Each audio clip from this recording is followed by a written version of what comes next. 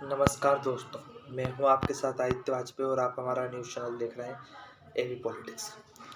दोस्तों, आज हम चर्चा करने जा रहे हैं उत्तर प्रदेश पंचायत चुनाव 2021 के ऊपर। दोस्तों, इस बार का जो ये पंचायत चुनाव है वो बहुत ही विवादग्रस्त रहा क्योंकि कोरोना प्रोटोकॉल में ये चुनाव लड़ा गया। करीबन 99 उम्मीदवारों की मृत्यु हो गई दोस्तों, एवं 2000 से ज़्यादा जो कर्मी लगे हुए थे, सरकारी कर्मचारी जो इस चुनाव में लगे हुए थे, उनकी मृत्यु हो गई।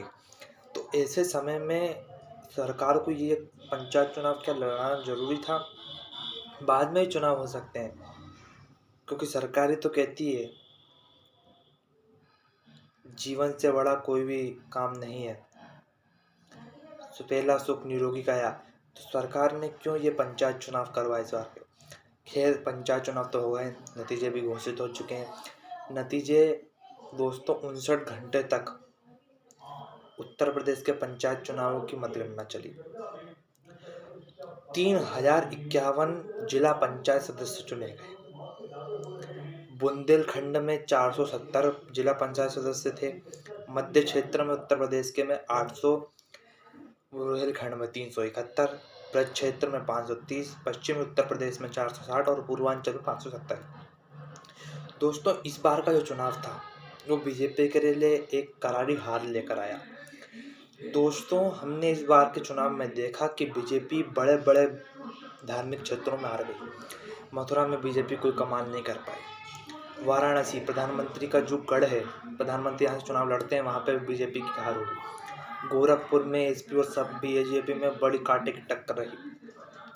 यह बात है क्योंकि जो पंचायत चुनाव है वो पार्टी बेसिस पे कम लड़ा जाते हैं, बल्कि जो उम्मीदवार रहता है उसके बेसिस पे ज़्यादा लड़े जाते हैं। इसलिए इस चुनावों में निर्दलियों की भारी जीत होती है, क्योंकि सपा भी अपने गढ़ हार गई।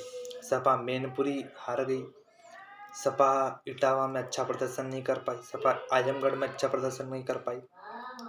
तो ये जो पंचायत चुनाव देते हैं, इनको हम बेसिकली देखने जाए तो पंचायत चुनाव जो व्यक्ति रहता है उसके चेहरे पर बेस कर लड़ जाते हैं। अगर वो व्यक्ति बीजेपी के पास अच्छा उम्मीदवार है तो बीजेपी की जीत होगी। अगर वो व्यक्ति निर्दलीय भी लड़ रहा है तो उसकी जीत हो जाती है, क्योंकि जो इस चुनावों में आम आदमी पार्टी भी जीत जाती है उत्तर प्रदेश में, जिसका कोई बेस नहीं है। तो हम समझ सकते हैं इस चुनाव में चुनाव है वो पार्टी बेसिस पर नहीं लड़ा जाता। दोस्तों, क्षेत्र वाइज हम बात करें तो मध्य क्षेत्र में 800 जिला पंचायत सदस्य चुने जाने थे, जिसमें से समाजवादी पार्टी को 250 सीट मिली, बीजेपी को 155, बीएसपी को 30, ऑल इंडिया कांग्रेस को 10, इंडिपेंडेंट को 355 रही। इस क्षेत्र में जो जीत की गाड़ी है वो निर्दलियों के भरोसे है, वो तो हर क्षेत्र में, क्योंकि निर्दलीय भारी तादाद पे जीत के आए हैं। 355 निर्दलीय। अगर बीजेपी किसी भी पार्टी को इधर सत्ता में आना है तो उनको निर्दलियों का समर्थन लेना जरूरी है। पूर्वांचल की बात करें, जो कि पूर्वांचल में ब्राह्मण वोट ज़्यादा है, मुस्लिम वोट ज़्यादा है, और ये क्षेत्र मोदी का गढ़ इसलिए भी रहा है क्योंकि वहाँ से वाराणसी जो पूर्वांचल में पड़ता है वहाँ से वो जीतते आए हैं। गोरखपुर जो कि योगी आदित्यनाथ का गढ़ है वो पूर्वी उत्तर प्रदेश में पड़ता है। जो फूलपुर लोकसभा क्षेत्र था, केशव प्रसाद मौर्य का जो डिप्टी सीएम है, वो भी पूर्वी उत्तर प्रदेश में आता है। इसलिए जो पूर्वी उत्तर प्रदेश है दोस्तों, वो एक तरीके से देखा जाए तो समाजवादी पार्टी का गढ़ रहा है, पर वही गढ़ बीजेपी ने उससे 2014 में छीन लिया। दोस्तों, एक बात और देखी जाए, 2014 के बाद से जो पूर्वी उत्तर प्रदेश है वो बीजेपी का गढ़ बन गया। बीजेपी ने सारी सीट गुच्छेदार सीटें वहाँ से जीती, पर 2019 के चुनाव में कुछ सीटें सपा ने इधर से जीती। आजमगढ़ की हो गई, जैसे जौनपुर की हो गई, मछली शहर में भी कांटे की टक्कर रही। दोस्तों, अगली बात है ब्रज की क्षेत्र की। दोस्तों, ब्रज क्षेत्र एक धार्मिक क्षेत्र है। ब्रज क्षेत्र में मथुरा, हाथरस, अलीगढ़ जैसी जिले आते हैं।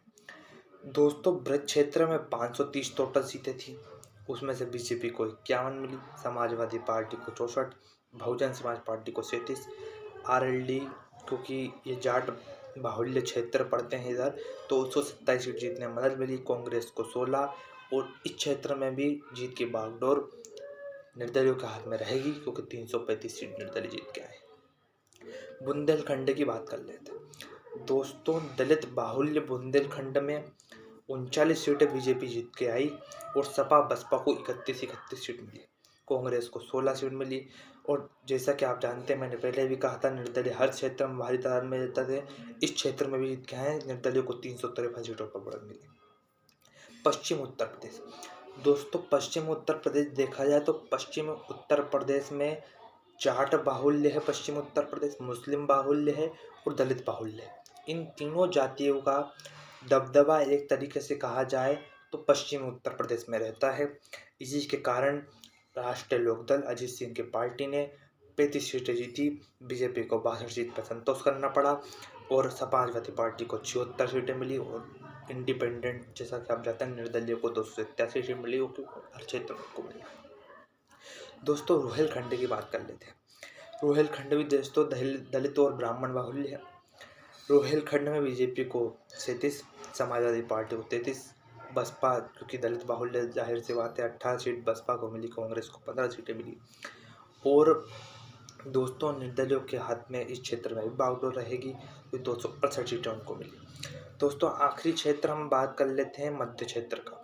मध्य क्षेत्र जो कि कानपुर लखनऊ का क्षेत्र पड़ता है, वहाँ से बीजेपी को अच्छी उम्मीद थी, पर समाजवादी पार्टी ने बेहतर प्रमोशन करा क्योंकि ये मुस्लिम तादादी काफ़ी ज़्यादा है और दलित ज़्यादा भी ज़्यादा है।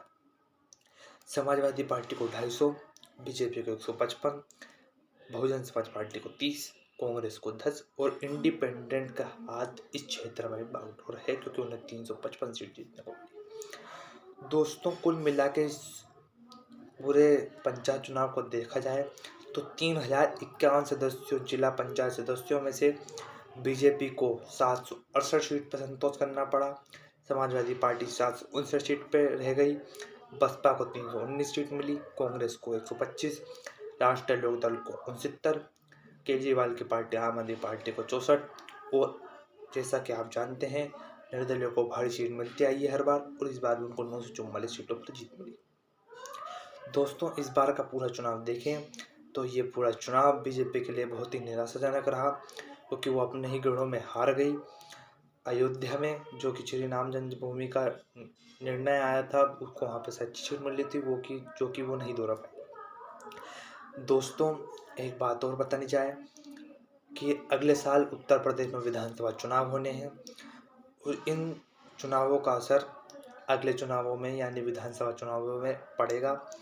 और दोस्तों इस बार का विधानसभा चुनाव किसान आंदोलन के बीच में लड़ा गया, तो राकेश टिकैत का भी इस चुनाव में बहुत असर था। उन्होंने काफ़ी रैलियां करी बीजेपी के विरोध में और जाट बहुल्य सीटों पर बीजेपी की हार भी हुई। दोस्तों जो राकेश टिकैत जी थे उनकी बात लोगों ने मानी क्योंकि वो जाट हैं और किसान भी हैं, तो किसानों ने इस मुद्दे को भारी उठाया और जाट बाहुल्य क्षेत्रों में राष्ट्रीय लोकदल की भारी जीत हुई और समाजवादी पार्टी की भारी जीत हुई। दोस्तों इस चुनाव में देखा जाए तो मुस्लिम और जाट वोट एकजुट होकर पड़े और उन्होंने समाजवादी पार्टी को वोट दिया या तो राष्ट्रीय लोकदल को वोट दिया। दोस्तों इस बार का विधानसभा चुनाव पंचायत चुनाव कोरोना के बीच में लड़ा गया था, तो प्रत्याशियों को ज़्यादा जनता से रूबरू होने का मौका नहीं मिला और इस चुनाव को ज़्यादा मुद्दा भी नहीं बना सकता था क्योंकि ये पंचायत चुनाव होते। दोस्तों पंचायत चुनाव में एक बात सामने आ चुकी है और कई नेताओं ने कहा है पंचायत चुनाव व्यक्ति बेसिस पर लड़े जाते हैं, यानी कि व्यक्ति की छवि कैसी है, अगर वो व्यक्ति निर्दलीय भी होगा तो भी वो जीत जाएगा क्योंकि ये चुनाव छोटे स्तर पर लड़े जाते हैं, 1000-2000 वोट रहते हैं, राज्य शहर पे ज़्यादा वोट रहते हैं, इसलिए पंचायत चुनावों पे ज़्यादा कोई दखलंदाजी भी नहीं होती है। दोस्तों पंचायत चुनाव में हर बार निर्दलीय ज़्यादा जीतते आए हैं और छोटी छोटी पार्टियां इसलिए जीत जाती हैं। आम आदमी पार्टी कहती है कि हमने ज़्यादा सीटें जीत ली। आम आदमी पार्टी को ये याद रखना चाहिए कि इन चुनावों में पहले बता दिया जाता है कि व्यक्ति बेसिस पर लड़ाते हैं, तो व्यक्ति अगर वो बीजेपी का समर्थित कैंडिडेट भी है अगर उसको बीजेपी ने टिकट नहीं दिया तो वो आम आदमी पार्टी से लड़कर चुनाव जीत जाएगा, पर वो रहेगा बीजेपी, भारतीय जनता पार्टी का, उसको एक सिंबल मिला है, इसलिए वो जीत जाता है। दोस्तों, इसी के साथ हम अपने वीडियो की समाप्ति करते हैं। अपना बहुत ख्याल रखिए और देखते रहिए हमारे साथ एबी पॉलिटिक्स। जय हिंद, जय भारत।